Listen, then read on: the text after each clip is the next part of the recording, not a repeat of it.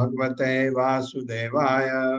ओम नमो भगवते भगवते वासुदेवाय।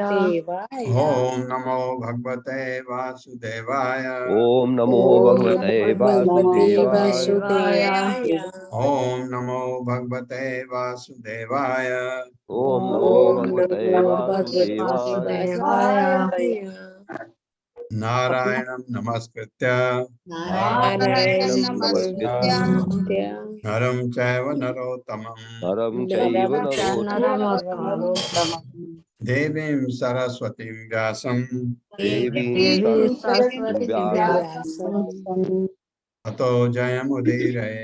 ततो जयमुदीरये। नष्टप्रायेषु भद्रेषु नष्टप्रायेषु भद्रेषु नित्यं भागवत सेवया नित्यं भागवत सेवया भगवते उत्तम श्लोके भगवते उत्तमश्लोके भक्तिर्भवति नैष्टिकी। भक्तिर्भवति नैष्ठिकी। हरे कृष्ण। आप सबका स्वागत है। हरे कृष्णा प्रभु जी, कृष्णा प्रभु जी, प्रणाम। दंडवत प्रणाम। हरे कृष्ण। कृष्णा प्रभु जी दंडवत प्रणाम। यामाहुरात्मनो हि अर्धम् श्रेयस्कामस्य मानिनि यस्यां स्वधुरम् अद्यस्य पुमान् चरति विज्वरः। मेरे साथ पढ़िए। याम आहुर आत्मनो हि अर्धम माहुरात्मनो श्रेयस कामस्य मानिनी श्रेयस्कामस्य मानिनि यस्यां स्वधर्मस्य स्वधुरम अद्यस्य यस्यां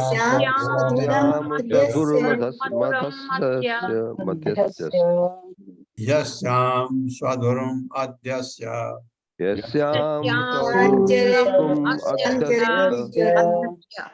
पुमान् चरति विज्वरः। शब्दार्थ है याम जिस पत्नी को आहु कहा जाता है आत्मन शरीर का ही इस प्रकार अर्धम आधा श्रेय कल्याण कामस्य सारी इच्छाओं का मानिनी है आदरणीय यस्याम जिसमें स्वधुरम सारे उत्तरदायित्व अध्यस्य सौंपकर कुमान पुरुष सरति भ्रमण करता है विज्वर निश्चिंत। हे आदरणीय अपनी पत्नी को कह रहे हैं कश्यप। किसको? दिति को। पत्नी इतनी सहायता प्रद होती है कि वह मनुष्य के शरीर की अर्धांगिनी कहलाती है क्योंकि वह समस्त शुभ कार्यों में हाथ बटाती है। पुरुष अपनी पत्नी पर जिम्मेदारियों का सारा भार डालकर निश्चिंत होकर विचरण कर सकता है। ये हमारे यहाँ ही होता है। पत्नी पर सारा बोझ डाल दो और अपने को स्वतंत्र रूप से निश्चिंत होकर विचरण कर सकता है। मेरे साथ पढ़िए। हे आदरणीय पत्नी इतनी सहायता प्रद होती है कि वह मनुष्य के शरीर की अर्धांगिनी कहलाती है क्योंकि वह समस्त शुभ कार्यों में हाथ बटाती है। पुरुष अपनी पत्नी पर जिम्मेदारियों का सारा भार डालकर निश्चिंत होकर विचरण कर सकता है। तात्पर्य संधि प्रभु। हरे कृष्णा प्रभु जी, हरे कृष्णा सभी को। तात्पर्य श्रीला प्रभुपाद के द्वारा श्रीला प्रभुपाद की जय। वैदिक आदेशानुसार पत्नी को पुरुष के शरीर की अर्धांगिनी माना जाता है क्योंकि वह पति के आधे कार्यों को संपन्न करने के लिए उत्तरदायी मानी जाती है। पारिवारिक पुरुष पर 5 प्रकार के यज्ञ जिन्हें पंच यज्ञ कहते हैं संपन्न करने का भार रहता है जिससे उसे सभी प्रकार के अनिवार्य पाप कर्मों के फलों से छुटकारा मिल सके जो उसकी अपने दिनचर्या के दौरान हो जाते हैं। जब मनुष्य गुणात्मक रीति से कुत्ते बिल्लियों की तरह बन जाता है तो वह आध्यात्मिक मूल्यों का अनुशीलन करने के अपने कर्तव्यों को भूल जाता है और तब वह अपनी पत्नी को इंद्रिय तृप्ति का साधन मान बैठता है। जब पत्नी को इंद्रिय तृप्ति का साधन माना जाता है तो उसके पीछे व्यक्तिगत सौंदर्य मुख्य उपादान रहता है, और जैसे ही व्यक्तिगत इंद्रिय तृप्ति में कोई अवरोध आता है तो संबंधों में व्यवधान या तलाक हो जाता है। किंतु जब पति पत्नी पारिस्परिक सहयोग द्वारा आध्यात्मिक प्रगति को लक्ष्य बनाते हैं तो वैयक्तिक सौंदर्य तथा तथाकथित प्रेम में व्यवधान पर ध्यान नहीं दिया जाता। भौतिक जगत में प्रेम का प्रश्न ही नहीं उठता। विवाह तो वास्तव में एक कर्तव्य है जिससे आध्यात्मिक प्रगति के लिए प्रामाणिक शास्त्रों के निर्देशानुसार पारस्परिक सहयोग से संपन्न किया जाता है। अतएव कुत्तों तथा बिल्लियों के जीवन से बचने के लिए विवाह आवश्यक है, क्योंकि कुत्ते बिल्ली आध्यात्मिक प्रभुत्ता के लिए नहीं है। हरे नहीं कृष्ण। है। ये बहुत बढ़िया लिखा प्रभुपाद ने कि पारस्परिक सहयोग ये बहुत जरूरी है, और हस्बैंड वाइफ में होता है।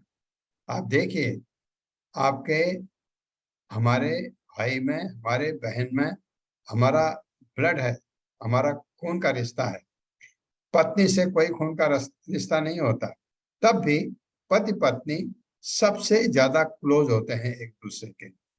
एक दूसरे को वो सब चीज साझा करते हैं, जबकि अपने भाई बहन से भी कुछ चीजें वो साझा नहीं कर सकते। इतना ऐसा संबंध है भगवान का दिया हुआ। इसमें पारस्परिक सामंजस्य जो है वो बड़ा जरूरी है।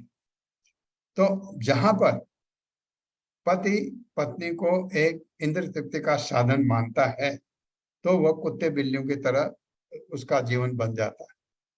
और अगर दोनों आध्यात्मिक स्तर पर हैं, दोनों भगवान के से जुड़े हैं, तो लक्ष्य भगवान हो जाता है। तो अब कहीं पर भी जब आप भक्ति में लगते हैं, आपको पता है क्या गलत है, क्या सही है, क्या करनी है, क्या अकरणी है, तो आपका गड़बड़ कभी नहीं होता है। तो आपका जीवन बहुत सुंदर हो जाता है अगर दोनों दोनों भगवान की भक्ति पर लगे। ये बहुत बहुत ही ज्यादा जरूरी है। कुछ लोग क्या है, जैसे पर्टिकुलरली माताओं की श्रद्धा ज्यादा होती है भगवान के ऊपर। ये एक नेचुरल है, भगवान की कृपा है उनके ऊपर। उनकी भगवान पर आस्था ज्यादा होती है, वो बिलीव भी करते हैं उस चीज को, और आदमी कम करते हैं जैसे पाया जाता है। आपने ये देखा होगा, किसी घर में पति भगवान का भक्त हो, पत्नी भक्त न हो, ये कम है। होता है, मेरे पास उदाहरण है ऐसे। लेकिन पति बहुत अच्छा भक्त है, पत्नी नहीं होती, ऐसे भी उदाहरण है। लेकिन आस्था औरतों का ज्यादा होता भगवान के ऊपर, ये देखा गया। तो और औरतों में शक्ति भी होती है, बहुत शक्ति होती है, आदमी को नचा सकती है अपने इशारे से। तो पत्नी पति को धीरे धीरे धीरे धीरे इस तरफ ला सकती है, भक्ति की तरफ। वो तो मानेगा नहीं, क्योंकि वो तो आसुरिक स्वभाव का है अगर, तो उसको लेकिन धीरे धीरे चलो, आज मेरे साथ चलो, एक बार चलो तो सही। ऐसे ऐसे करके किसी दिन भक्तों को घर में बुला लिया, उनको भी सामने बिठा लिया, लेकिन उस तक उसको तैयार भी करना है। ऐसे धीरे धीरे करके अगर दोनों भक्ति में आ जाए तो बहुत अच्छा है।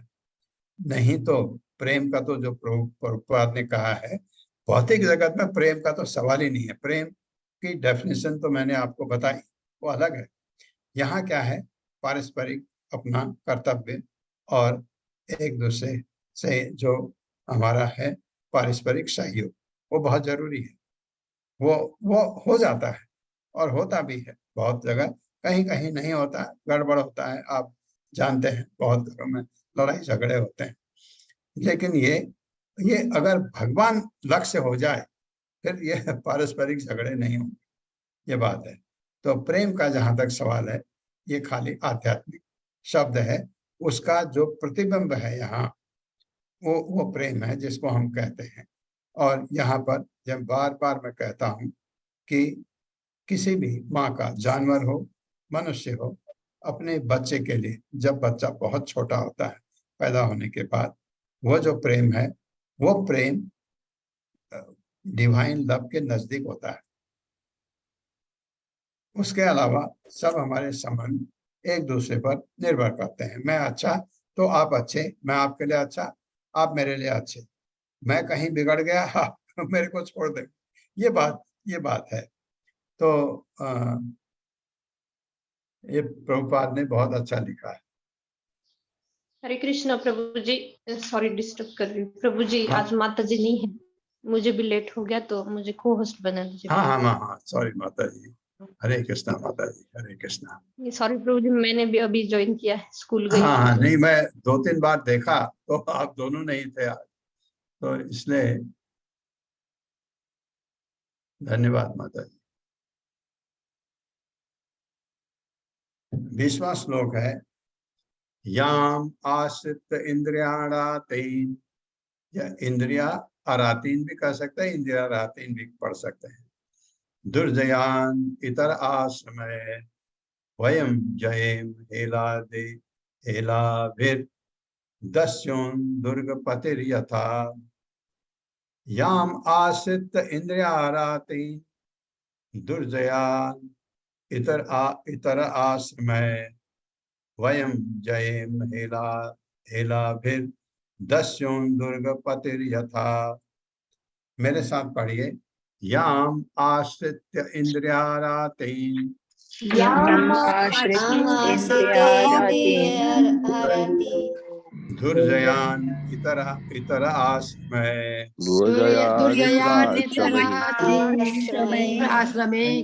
वयम जयेम हेलाभिर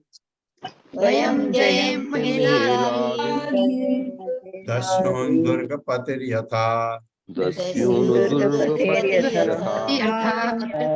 अर्थ है, याम जिसको आश्रय बनाकर इंद्रियां रातीन शत्रुगण दुर्यजान जीत पाना कठिन इतर ग्रस्तों के अतिरिक्त आश्रम द्वारा वयम हम जयेम जीत सकते हैं हेला भी आसानी से दस्यों आक्रमणकारी लुटेरों को दुर्गपति ही किले का सेनानायक यथा जिस तरह किले का सेनापति आक्रमणकारी लुटेरों को बहुत आसानी से जीत लेता है, उसी तरह पत्नी का आश्रय लेकर मनुष्य उन इंद्रियों को जीत सकता है जो अन्य आश्रमों में अजेय होती हैं।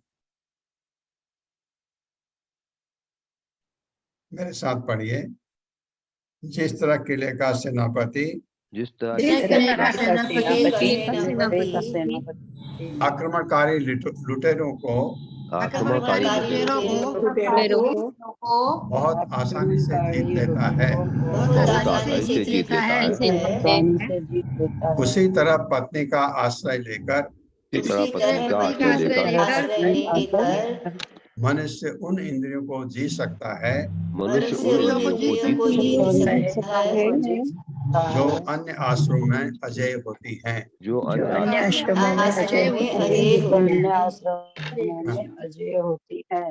तात्पर्य माता जी। हरे कृष्णा सुमन खुला माता जी। हरे कृष्णा माता जी, हरे कृष्णा प्रभु जी। तात्पर्य प्रभुपाद जी की जय। प्रभुपाद जी तात्पर्य, मानव समाज के 4 आश्रम ब्रह्मचारी, गृहस्थ, वानप्रस्थ तथा संन्यास में से गृहस्थ सुरक्षित होता है। शारीरिक इंद्रियों शरीर रूपी किले की लुटेरी मानी जाती हैं। पत्नी को किले का सेनापति माना जाता है। अतः जब कभी शरीर पर इंद्रियों द्वारा आक्रमण किया जाता है तो पत्नी ही शरीर को शत विशत होने से बचाती है। यौन की भूख हर एक के लिए अपरिहार्य है, किंतु इसके पास स्थायी पत्नी होती है, वे इंद्रिय रूपी शत्रु के आक्रमण से बचा लिया जाता है। जिस व्यक्ति की उत्तम पत्नी होती है वो कुमारियों को भ्रष्ट करके समाज में उत्पाद नहीं मचाता। स्थायी पत्नी के बिना मनुष्य परले सिरे का व्यभिचारी बन जाता है और समाज के लिए अभिशाप होता है। जब तक कि ये प्रशिक्षित ब्रह्मचारी वानप्रस्थ या सन्यासी ना हो तब तक गुरु द्वारा ब्रह्मचारी का कठोर तथा नियमित परीक्षण नहीं होता, और जब तक छात्र आज्ञाकारी नहीं होगा तब वह तक निश्चय ही तथाकथित ब्रह्मचारी यौन के आक्रमण का शिकार बनता रहेगा। पतन के अनेकानेक उदाहरण है, यहाँ तक कि विश्वामित्र जैसे महान योगी को भी पतन हुआ, किंतु ग्रस्त अपनी आज्ञाकारिणी पत्नी के कारण सुरक्षित बना रहता है। यौन जीवन भाव बंधन का कारण है, इसलिए इस 3 आश्रमों में से इसका निषेध है और एकमात्र ग्रस्त आश्रम में इसकी अनुमति दी जाती है। ग्रस्त उत्तम कोटि के ब्रह्मचारियों, वानप्रस्थों तथा सन्यासियों को उत्पन्न करने हेतु उत्तरदायी है। हरे कृष्णा। बहुत ही बढ़िया, बहुत ही बढ़िया लिखा है प्रभुपाद ने। ये जो उत्पात होते हैं, आप समझते हैं इन चीजों को, मैं इस पर नहीं बोल रहा हूँ। उन्होंने कहा कि ग्रस्त इतना बड़ा आश्रम है कि क्या पैदा करता है वो बच्चों को पैदा करता है जो ब्रह्मचारी बनेंगे, जो वानप्रस्थ बनेंगे, जो सन्यासी बनेंगे। ये शिक्षा बच्चों को वो देता है, उसने पैदा करना है। इसलिए इसलिए मैं कह रहा हूं, अगर दोनों भगवान के भक्त हों, हस्बैंड वाइफ, तो बच्चे आपके बहुत अच्छे पैदा होंगे, जो अच्छे ब्रह्मचारी बनेंगे, अच्छे वानप्रस्थ बनेंगे, अच्छे ग्रस्त बनेंगे, अच्छे वानप्रस्थ बनेंगे, अच्छे सन्यासी बनेंगे। सन्यासी का मतलब गिरवा वस्त्र नहीं होता है, बाहर घूमने का छोड़ छाड़ के, ये नहीं। सन्यासी का मतलब है कि भौतिक जगत से विरक्ति भगवान से आ सकती। ये है कर्तव्य सारे। सुबह दूध लाने के लिए जाएगा दूध भी लाएगा, दही भी लाएगा, सब्जी भी लाएगा, सब कुछ करेगा, लेकिन उससे आसक्ति नहीं है। उसकी आसक्ति सिर्फ भगवान से है। पत्नी कहेगी ये करो, करेगा ये करो, वो भी करेगा, लेकिन आसक्ति भगवान से। वही पत्नी का भी गृहस्थ संभाल रही है, हस्बैंड को भी संभाल रही, बच्चों को भी संभाल रही है। सब काम माँ का भी, पत्नी का भी, बहू का भी, बेटी का भी, सब निभाती है। और आसक्ति भगवान पर, दोनों की बहुत बड़ा काम होता है। बहुत अच्छे, बहुत समाज को बहुत कंट्रीब्यूट कर सकते हैं और अपना मार्ग सुधार सकते हैं। न वयं प्रभवस्ताम त्वाम अनुकर्तुम गृहेश्वरी अपि आयुषा वा कार्त्स्नेन्य ये चाने गुण गृधनवः। मेरे साथ पढ़िए। न वयं प्रभवस्ताम त्वाम अकर्तुम गृहेश्वरी अपि आयुषा वा कार्त्स्नेन ये चान्ये गुणगृधनवः।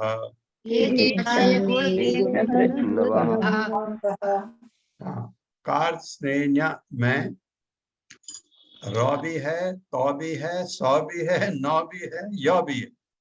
ये प्रैक्टिस करिए इसको पढ़ने की।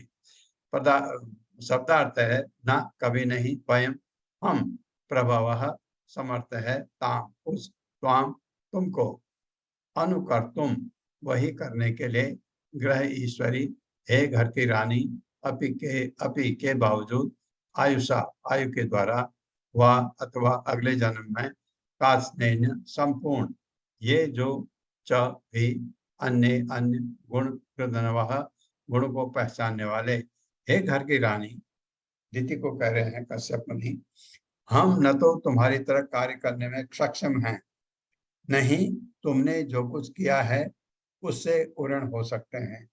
ये तो बिल्कुल सही बात है। हस्बैंड वाइफ का कभी उरण हो ही नहीं सकता, चाहे हम अपने जीवन भर या मृत्यु के बाद भी कार्य करते रहें। तुमसे उरण हो पाना उन लोगों के लिए भी असंभव है जो निजी गुणों के प्रशंसक होते हैं। मेरे साथ पढ़िए। हे घर की रानी, हम न तो तुम्हारी तरह कार्य करने में सक्षम हैं, नहीं तुमने जो कुछ किया है नहीं तुमने जो कुछ उससे उऋण हो सकते हैं, उससे उड़न उड़ हो सकते हैं। चाहे वह अपने जीवन भर या मृत्यु के बाद भी कार्य करते चाहे रहे। हम चाहे हम अपने अपने जीवन जीवन भर भर या या मृत्यु के बाद भी मृत्यु के बाद भी कार्य करते रहे। तुमसे उऋण हो पाना तुमसे उड़न हो पाना उन लोगों के लिए भी असंभव है उन लोगों के के लिए भी लिए असंभव भी है। असंभव है जो निजी गुणों के प्रशंसक होते हैं। जो निजी गुणों गुणों के के प्रशंसक प्रशंसक होते हैं। हरे कृष्णा। तात्पर्य माता जी। हरे कृष्णा अशोक प्रभु जी। हरे कृष्णा प्रभु जी, हरे कृष्णा माता जी। शील प्रभुपाद जी की जय। शील प्रभुपाद जी द्वारा तात्पर्य, पति द्वारा अपनी पत्नी का अत्यधिक गुणगान संकेत करता है कि वो स्त्री वश्य है या मजाक कर रहा है। कश्यप का आशय था कि पत्नियों के साथ रहने वाले गृहस्थ इंद्रिय भोग का स्वर्गिक आशीर्वाद भोगते हैं और साथ ही उनके पतन का भी कोई भय नहीं रहता। सन्यासी के पत्नी नहीं होती, अतः काम इच्छा से वो अन्य स्त्री को या अन्य की पत्नी को ढूंढने के लिए इच्छुक हो सकता है और इस तरह वो नरक जा सकता है। दूसरे शब्दों में तथाकथित सन्यासी जिसने घर तथा पत्नी को छोड़ दिया हो नरक जाता है, यदि वो जाने या अनजाने पुनः मैथुन आनंद की चाह करता है। इस दृष्टि से गृहस्थ सुरक्षित है। अतः पतिवर्ग इस जीवन में या अगले जीवन में भी पत्नियों को ऋण से उऋण नहीं हो सकता। यदि वे जीवन भर इसे चुकता करते रहे तो भी ये संभावना नहीं। किंतु सभी पति अपनी पत्नियों के सद्गुणों की सराहना नहीं कर पाते, किंतु यदि कोई इन गुणों की सराहना करने में समर्थ हो भी जाए तो भी पत्नी के ऋण से ऋण हो पाना संभव नहीं है। पति द्वारा अपनी पत्नी की ऐसी असाधारण प्रशंसा निश्चय ही परिहास की मुद्रा में है। हरे कृष्ण प्रभु जी, हरे कृष्ण माता प्रयास जी। के मुद्रा में बहुत है। धन्यवाद। धन्यवाद प्रभु। आप तारीफ न भी करो, उनके मन में ये चीज होता है, वो कहते करना ये प्रयास लगता है। 22वां श्लोक है, अथापि कामम एतम ते प्रजाते करवाणि अलम यथा माम न अति रोचन्ति मुहूर्तम प्रतिपालय। मेरे साथ पढ़िए, अथापि कामम एतम ते तथापि काममेतम प्रजाते करवाणि अलम यथा माम न अति रोचन्ति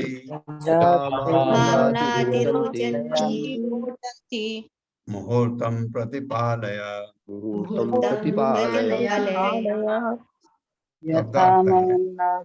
अथ अपि यद्यपि यह संभव नहीं है, कामम यह कामेच्छा एतम जैसी है, हे तुम्हारी प्रजाते संतानों के लिए करवाणी मुझे करने दें अलम बिना विलंब के, यथा जिस तरह मां मुझको ना नहीं अति रोचंती निंदा करें, मुहूर्तम कुछ क्षण प्रतिपालय प्रतीक्षा करो। यद्यपि मैं तुम्हारे ऋण से उऋण नहीं हो सकता, किंतु मैं संतान उत्पन्न करने के लिए तुम्हारी कामेच्छा को तुरंत तुष्ट करूंगा, किंतु तुम केवल कुछ क्षणों तक प्रतीक्षा करो जिससे अन्य लोग मेरी भर्त्सना न कर सकें। मेरे साथ पढ़िए, यद्यपि मैं तुम्हारे ऋण से उऋण नहीं हो सकता, किंतु मैं संतान उत्पन्न करने के लिए तुम्हारी कामेच्छा को तुरंत तुष्ट करूंगा, किंतु तुम केवल कुछ क्षणों तक प्रतीक्षा करो जिससे अन्य लोग मेरी भर्त्सना न करें। तात्पर्य माता जी। हरे कृष्णा सुमन अग्रवाल माता जी। हरे कृष्णा प्रभु जी दंडवत प्रणाम। तात्पर्य, श्रील प्रभुपाद जी की जय। श्रील प्रभुपाद जी के द्वारा भले ही स्त्री वैश्याति अपनी पत्नी से प्राप्त होने वाले सारे लाभों का ऋण चुका पाने में समर्थ न हो, किंतु जहाँ तक कामेक्षा की पूर्ति द्वारा संतान उत्पन्न करने की बात है, किसी भी पति के लिए यह तनिक भी कठिन नहीं है, जब तक कि वह निस्तांत नपुंसक न हो। सामान्य परिस्थितियों में पति के लिए यह बहुत ही आसान कार्य है। उत्सुक होने पर भी कश्यप ने अपनी पत्नी से कुछ क्षणों तक प्रतीक्षा रखने के लिए कहा, जिससे अन्य लोग उसकी निंदा न कर सके। वे अपनी स्थिति की व्याख्या इस प्रकार करते हैं। हरे कृष्ण प्रभु जी। ऐसा घोर तमा वेला, क्यों मना कर रहे हैं? ऐसा घोर तमा वेला घोराणाम घोर दर्शना चरन्ति यस्याम भूतानि भूतेश अनुचराणि अनुचराणि मेरे साथ। ऐसा घोर तमा बेला ऐसा ऐसा घोर तमा घोर बेला तमा बेला घोराणाम घोर दर्शना घोर दर्शना चरन्ति यस्याम भूतानि चरन्ति यस्याम भूतेश अनुचराणि भूतेश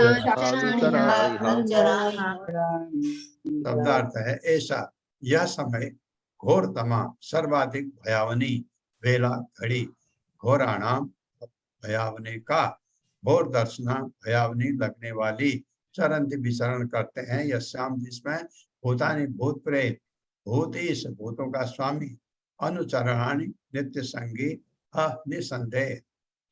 यह बेला यह विशिष्ट बेला अति अशुभ है क्योंकि इस बेला में भयावने दिखने वाले भूत तथा भूतों के स्वामी कौन है? रुद्र शिव जी के नित्य संगी दृष्टिगोचर होते हैं।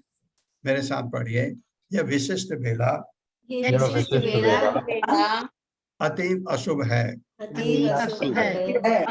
क्योंकि इस बेला में भयावने दिखने वाले भूत तथा भूतों के स्वामी के नित्य संगी दृष्टिगोचर होते हैं। तात्पर्य हरे कृष्णा शुभ पिकले माता जी। हरे कृष्ण माता जी। हरे कृष्ण प्रभु जी। तात्पर्य श्रील प्रभुपाद की जय। श्रील प्रभुपाद के द्वारा कश्यप अपनी पत्नी रीति से पहले ही क्षण भर के लिए प्रतीक्षा करने के लिए कह चुके थे और अब वे उसे आगाह करते हैं कि यदि इस विशेष वेला पर ध्यान नहीं दिया गया तो इस वेला में अपने स्वामी रुद्र के साथ इधर उधर विचरण करने वाले भूत प्रेत अवश्य दंड देंगे। हरे कृष्ण प्रभु जी। हरे कृष्ण माता जी। दंडवत प्रणाम। 24वां श्लोक है, यतस्याम साधु संध्यायां भगवान भूत भावनः परितो भूत पसर्द्वि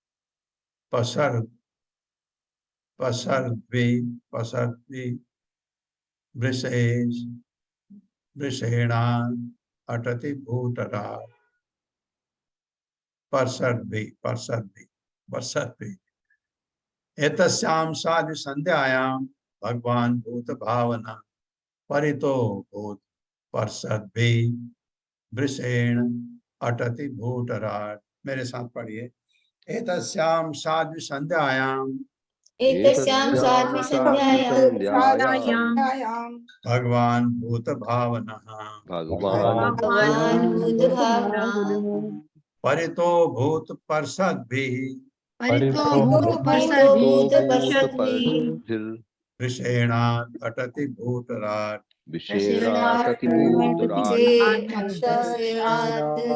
शब्दार्थ है, एतस्याम इस बेला में साध्वी ए सती संध्यायाम दिन तथा रात के संधि काल में संध्या समय भगवान भूत भावना भूतों के हितैषी परितः घिरे हुए भूत ससद परसद भी भूतों के संगियों से विषेण बैल की पीठ पर वृषेण अटति भ्रमण करता है भूतराट भूतों का राजा। इस बेला में भूतों के राजा शिव जी अपने वाहन बैल की पीठ पर बैठकर उन भूतों के साथ विचरण करते हैं जो अपने कल्याण के लिए उनका अनुगमन करते हैं। ये समय संध्या का समय। मेरे साथ पढ़िए, इस बेला में भूतों के राजा शिव जी अपने वाहन बैल की पीठ पर बैठकर उन भूतों के साथ विचरण करते हैं जो अपने कल्याण के लिए उनका अनुगमन करते हैं। तात्पर्य माता जी। हरे कृष्णा सुधा गुप्ता माता जी। हरे कृष्ण माता जी। धन्यवाद। हरे कृष्ण प्रभु जी। शिव प्रभुपाद की जय। शिव प्रभुपाद के द्वारा शिव जी या रुद्र भूतों के राजा हैं। भूतगण शिव जी की इसलिए पूजा करते हैं कि धीरे धीरे वे आत्म साक्षात्कार के मार्ग पर अग्रसर हो सके। मायावादी दार्शनिक अधिकांशतया शिव जी के पूजक होते हैं और श्रीपाद शंकराचार्य को शिव जी का अवतार मान लिया जाता है। जो मायावादी दार्शनिकों को ईश्वर विहीनता अर्थात नास्तिकता का उपदेश देते हैं। भूतों के भौतिक शरीर नहीं होते क्योंकि वे आत्महत्या जैसा घोर पाप कर्म किए रहते हैं। मानव समाज में भूतवत पात्रों का अंतिम गंतव्य ये है कि वे भौतिक या आध्यात्मिक आत्महत्या की शरण लें। भौतिक आत्महत्या से भौतिक शरीर की और आध्यात्मिक आत्महत्या से व्यष्टि स्वरूप की हानि होती है। मायावादी दार्शनिक अपने व्यक्तित्व को खोकर निर्विशेष आध्यात्मिक ब्रह्म ज्योति के अस्तित्व में लीन होना चाहते हैं। शिवजी भूतों पर अत्यधिक कृपालु होने के कारण इस ताक में रहते हैं कि निंदित होने पर भी इन भूतों को भौतिक शरीर प्राप्त हो। वे उन्हें ऐसी स्त्रियों के गर्भ में स्थापित करते हैं जो परिस्थिति तथा काल के प्रतिबंधों की परवाह न करके समोग्रत होती हैं। कश्यप ये बात दीति को समझा देना चाहते थे जिससे वह कुछ क्षण तक शिक्षा कर सके। हरे कृष्ण। हरे कृष्णा। ये इसलिए ऐसे में कि अगर कोई संभोग करे तो ये शिव जी उसको अपने जो ये भूत हैं इनको मदद करके उसको किसी माँ के गर्भ में डाल देंगे। इसलिए तो पैदा क्या होगा? राक्षस। ये बात 25वां श्लोक है। शमशान चक्र अनिल धूल धूम्र विकीर्ण विद्यो जटा कलापः भस्म अवकुंठ अमल रुक्म देहो देवस्त्रिभिः पश्यति देवरस्ते। मेरे साथ पढ़िए। शमशान चक्र अनिल धूल धूम्र संसार चक्र अनिल धूलि धूम्र चक्र अनिल धूलि धूम्र विकीर्ण विद्योत जटा कलापः विकीर्ण विद्योत जटा भव भस्म अवगुंठ अमल रुक्म देहो भस्म अवगुंठ अमल रुकम देहो देवस्त्रिभिः पश्यति देवरस्ते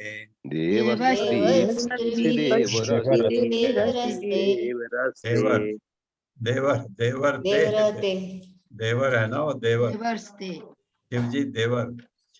शब्दार्थ शमशान शमशान भूमि, चक्र अनिल भवंडर धूलि धूल धूम्र धुआं विकीर्ण विद्योत सौंदर्य के ऊपर उता हुआ जटा कलापह जटाओं के गुच्छे भस्म राग अवगुंठ से ढका अमल निष्कंटक रुक्म लाल देह शरीर देव देवता त्रिभी तीन आंखों वाला शिव जी है ना तीन आंखों वाले पश्यति देखता है देवरा पति का छोटा भाई ते तुम्हारा शिव जी का शरीर लालाभ है और वह निष्कलुष हैं किंतु वे उस पर राख पोते रखते हैं। उनकी जटा शमशान भूमि की बवंडर की धूल से धूसरित रहती है। वे तुम्हारे पति के छोटे भाई हैं क्योंकि उनकी पत्नी और शिव जी की पत्नी और कश्यप की पत्नी बहन है और वे अपने तीन नेत्रों से देखते हैं। मेरे साथ पढ़िए। शिव जी का शरीर लालाभ है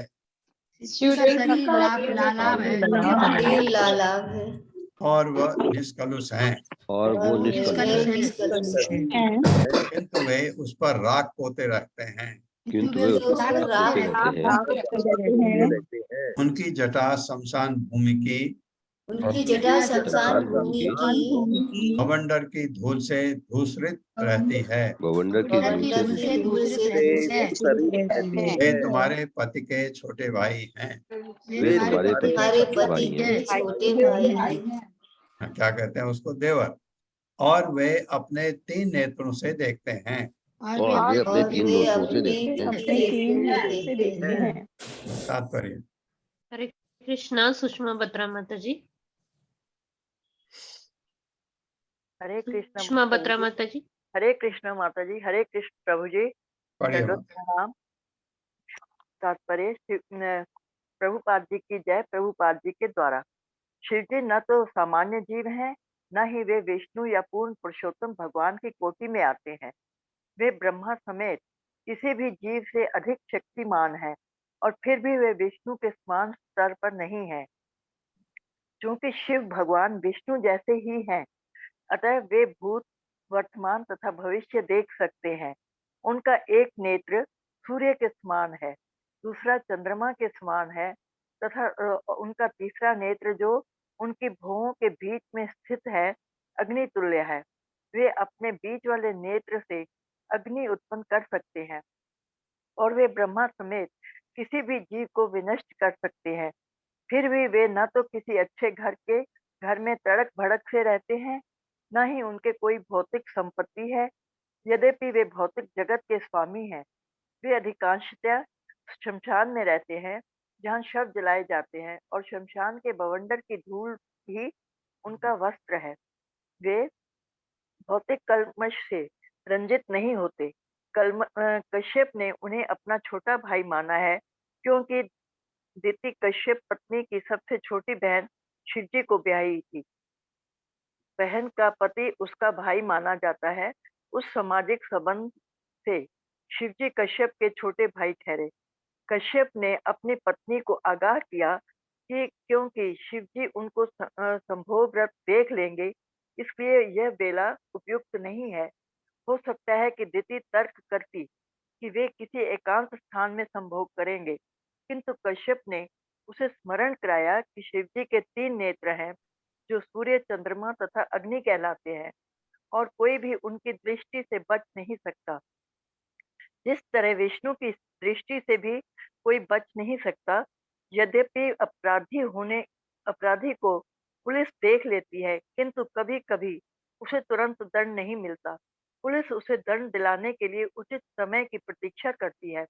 संभोग के लिए निषिद्ध वेला शिवजी द्वारा देख ली जाएगी और दिति भूत जैसे चरित्र वाले या ईशविहीन निर्विशेषवादी शिशु को जन्म देकर समुचित दंड प्राप्त करेगी।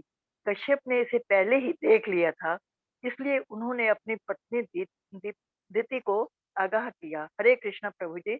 हरे कृष्ण। धन्यवाद। हरे कृष्ण माता जी। धन्यवाद सबका। न यस्य लोके स्वजनः परो वा न अत्यधृतो न अतिधृतो न अति आदृतो नोत कश्चित् द्विघर्यः वयं व्रतैर् यच्चरणा पविद्धाम। नीचे आशा आएगा, मौ चला गया ऊपर। आशा महे अजाम वद भुक्त भोगाम। न यस्य लोके स्वजनः परो वा न अति आदित्यो नोत कश्चित् द्विघर्यः वयं व्रतैर् यच्चरणा पविद्धाम आशा महे अजाम बद्भुक्त भोगाम। मेरे साथ पढ़िए। न यस्य लोके स्वजनः परो वा न यस्य लोके स्वजनः परो वा यस्य लोके स्वजनः परो वा न अति आदितो नोत कश्चित् द्विघर्यः न अतिग्रस्तो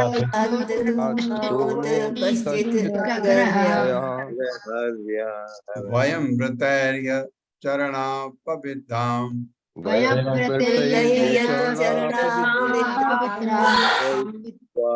आशा स्नेह अजाम बद्भुक्त भोगाम।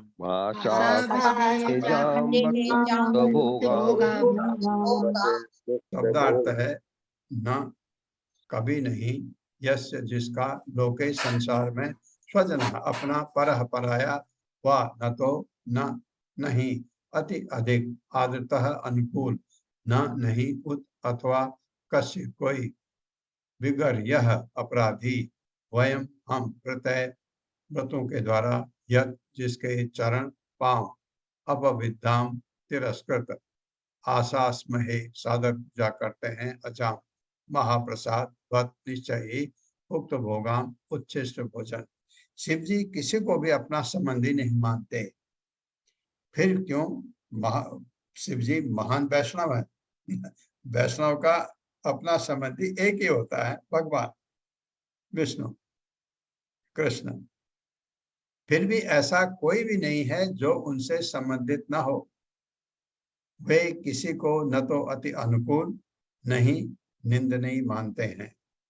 हम उनके उच्छिष्ट भोजन की सादर पूजा करते हैं और वे जिसका तिरस्कार करते हैं उसको हम शीश झुकाकर स्वीकार करते हैं। जो मना करते हैं उसे मान लेते हैं। मेरे साथ पढ़िए। शिव जी किसी को भी शिव जी किसी को भी अपना संबंधी नहीं मानते, अपना संबंधी नहीं अपना मानते, संबंधी नहीं मानते। फिर भी ऐसा कोई भी नहीं है फिर फिर भी ऐसा ऐसा कोई कोई भी नहीं है है जो उनसे संबंधित न हो। जो उनसे संबंधित न हो। ये आप कहेंगे अरे शिव जी के तो हम पूजा नहीं, क्या आप बात कर रहे हैं? हर भक्त क्यों शिव जी जैसा बनना चाहता है? क्यों? शिव जी महान वैष्णव है, हर भक्त वैष्णव बनना चाहता है। तो शिव जी से आशीर्वाद, मैं भी वैष्णव बनना चाहता हूँ। वे किसी को न तो अति अनुकूल वे किसी को न तो अति अनुकूल नहीं निंदनीय मानते हैं। ना ही निंदनीय मानते हैं। निंदनीय मानते हैं। हम उनके उच्छिष्ट भोजन की हम उनके उच्छिष्ट भोजन की आदर पूजा करते हैं सादर पूजा आदर करते हैं पूजा करते हैं और वे जिसका तिरस्कार करते हैं और वे और वे जिसका जिसका तिरस्कार करते हैं तिरस्कार करते हैं उसको हम शीश झुकाकर स्वीकार करते हैं। उसको हम शीश झुकाकर स्वीकार करते हैं। झुकाकर स्वीकार करते हैं। हाँ, कश्यप मुनि कह रहे हैं। तात्पर्य। हरे कृष्णा सुधीर प्रभु जी। हरे कृष्णा माता जी, आवाज आ रही है ना?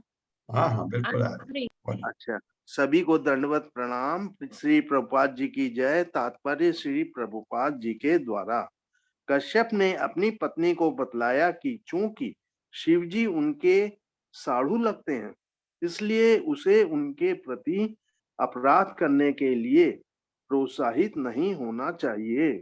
कश्यप ने उसे आगाह किया कि वस्तुतः शिवजी न तो किसी से संबंधित है, न ही उनका कोई शत्रु है, क्योंकि वे ब्रह्मांड के मामले के 3 नियंत्रकों में से एक हैं।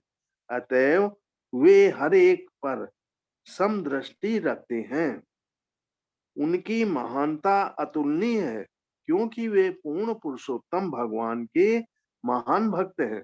कहा जाता है कि भगवान के समस्त भक्तों में शिवजी महानतम है, इसीलिए उनके द्वारा छोड़ा गया भोज्य पदार्थ अन्य भक्तों द्वारा महाप्रसाद के रूप में ग्रहण किया जाता है।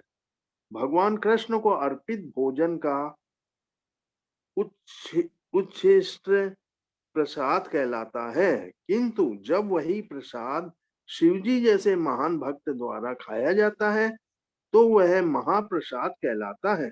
शिवजी इतने महान हैं कि वे उस भौतिक संपत्ति की परवाह नहीं करते जिसके लिए हम सभी उत्सुक रहते हैं।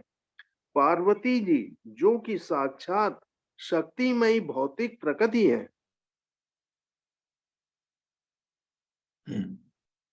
उनके पत्नी के रूप में, हाँ, फिर भी वे उनका उपयोग ऊपर प्रभु ऊपर तीसरी लाइन। शिवजी इतने महान हैं कि वे उस भौतिक संपत्ति की परवाह नहीं करते जिसके लिए हम सभी उत्सुक रहते हैं।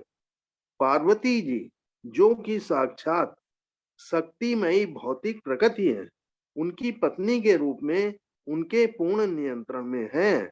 फिर भी वे उनका उपयोग रिहायशी घर बनाने तक के लिए नहीं करते। वे बिना आश्रय के रहना पसंद करते हैं और उनकी महान पत्नी भी उनके द्वारा विनीत भाव से रहने के लिए राजी रहती हैं। सामान्य जन शिव जी की पत्नी दुर्गा देवी की पूजा भौतिक संपन्नता के लिए करते हैं, किंतु शिव जी बिना किसी भौतिक इच्छा के उन्हें अपनी सेवा में लगाए रहते हैं। वे अपनी महान पत्नी को यही उपदेश देते हैं कि सभी प्रकार की पूजाओं में विष्णु पूजा सर्वोपरि है और उनसे भी बढ़कर है महान भक्त की या विष्णु से संबंधित किसी भी वस्तु की पूजा। हरे कृष्णा सभी को। ये शिव जी ने पार्वती को कहा है, भागवतम में कई बार आता है कि हे सती, ये भगवान के भक्त की पूजा भगवान विष्णु की पूजा से भी बढ़कर है, भक्त की पूजा। तो इसलिए भगवान के भक्तों का बहुत सम्मान होना चाहिए। यस्या नवद्याचरितं मनीषिणो यस अनवद्य है। यस्या नवद्याचरितं मनीषिणो गणन्ति अविद्या पटलं विवित्सवः निरस्तस्यामतिशयो अपि यत् स्वयं पिशाचचर्याम् अचरत् गतिः सताम्। मेरे साथ पढ़िए। यस्या नवद्याचरितं मनीषिणो यस्या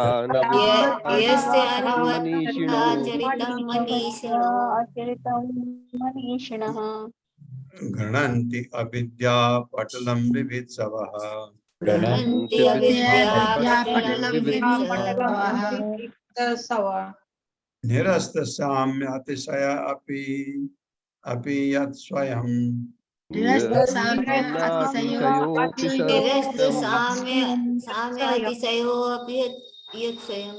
पिशाचचर्याम् अचरत् गतिः सताम्।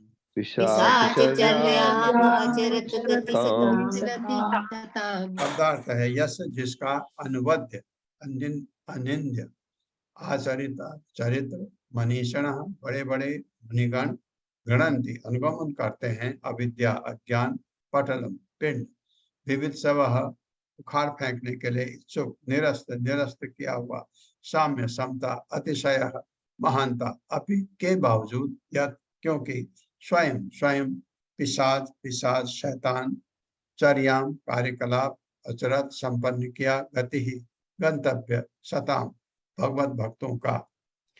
यद्यपि भौतिक जगत में न तो कोई भगवान शिव के बराबर है न उनसे बढ़कर है और अविद्या के समूह को छिन्न भिन्न करने के लिए उनके अनिंद्य चरित्र का महात्माओं द्वारा अनुसरण किया जाता है। फिर भी वे सारे भगवत भक्तों को मोक्ष प्रदान करने के लिए ऐसे बने रहते हैं जैसे कोई पिशाच हो। मेरे साथ पढ़िए। यद्यपि भौतिक जगत में न तो कोई भगवान शिव के बराबर है न तो कोई भगवान शिव के बराबर है न उनसे बढ़कर है और अविद्या के समूह को भिन्न करने के लिए उनके अनिंद्य चरित्र का महात्माओं द्वारा अनुसरण किया जाता है। फिर भी वे सारे भगवत भक्तों को मोक्ष प्रदान करने के लिए ऐसे बने रहते हैं जैसे कोई पिशाच हो। आपने देखा कितने पूरे भौतिक जगत के मालिक होते हुए भी एक चीज का भी उनको भौतिक से सुख नहीं लेते। वस्त्र नहीं है, घर नहीं है, ये इसको कहते हैं जो विरक्ति है। ये हमको सीखना है शिव जी से। शिव जी इस भौतिक जगत में उनके बराबर कोई नहीं है। आप बहुत दैवी गुण इकट्ठे कर लीजिए, आप ब्रह्मा तक जा सकते हैं जिनमें 78% गुण हैं विष्णु के और शिव जी में 84% है। तो हम शिव जी तक पहुंच ही नहीं सकते। कितने भी हम बढ़ है भौतिक जगत। हाँ, आप अगर शुद्ध भक्त बन जाए इनकी तरह तो आप बहुत ऊपर चले जाते हैं। ये बात तात्पर्य माता जी। हरे कृष्णा शैला उपाध्याय माता जी। हरे कृष्ण माता जी। हरे कृष्णा प्रभु जी। तात्पर्य श्रील प्रभुपाद जी द्वारा। श्री प्रभुपाद जी की जय। शिव के असंस्कृत पिशाचीय गुण कभी भी निंदनीय नहीं होते, क्योंकि वे श्री भगवान के निष्ठावान भक्तों को सिखाते हैं कि भौतिक भोग से वैराग्य का अभ्यास कैसे किया जाए। वे महादेव कहलाते हैं और इस भौतिक जगत में न तो कोई उनके तुल्य है न उनसे बढ़कर है। वे भगवान श्री विष्णु के लगभग तुल्य है। यद्यपि वे सदैव माया या दुर्गा के संग रहते हैं, किंतु वे प्रकृति के 3 गुणों के प्रतिक्रिया अवस्था से ऊपर है। यद्यपि वे तमोगुणी पिशाचों के अधिकारी हैं, किंतु वे ऐसी संगति से प्रभावित नहीं होते। हरे कृष्ण। नहीं होते, तमोगुण के वो अधिष्ठाता हैं, देव हैं शिव जी। इसका मतलब वो तमोगुणी नहीं है, लेकिन तमोगुण वाले उनके साथ रहते हैं। उनके जैसे आप देखते हैं भूत पिशाच सब बहुत सारे तमोगुण वाले होते हैं, उनको देखते हैं, लेकिन वो नहीं। उनको उनसे ये सीखना है, रहते हुए भी उन पर कोई असर नहीं होता है। ओम अज्ञान तिमिरान्धस्य ज्ञानांजन शलाकया चक्षुरुन्मिलितं तस्मै श्री गुरुवे नमः। नमो विष्णुपादाय कृष्ण पृष्ठाय भूतले श्रीमते भक्ति वेदांत स्वामिनिति नामिने। नमस्ते नमस्ते सरस्वती देवी गौरवाणी प्रचारिणे निर्विशेष शून्यवादी पाश्चात्य देश तारिणे। जय हो श्री कृष्ण चैतन्य प्रभु नित्यानंद श्री अद्वैत गदाधर शिवासादि गौर भक्तवृंद। हरे कृष्णा कृष्ण कृष्णा हरे हरे, हरे राम राम राम हरे हरे। हरे कृष्ण।